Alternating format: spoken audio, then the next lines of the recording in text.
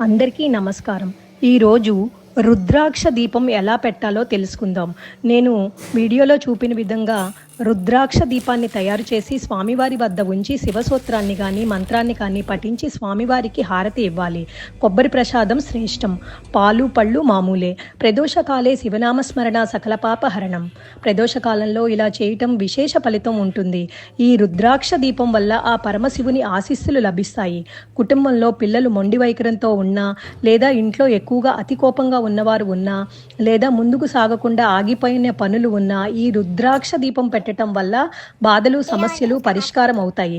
దీన్ని త్రయోదశి, చతుర్దశి, అమావాస్య లేదా వారి జన్మ నక్షత్రం లేదా ప్రతి సోమవారం కూడా పెట్టచ్చు.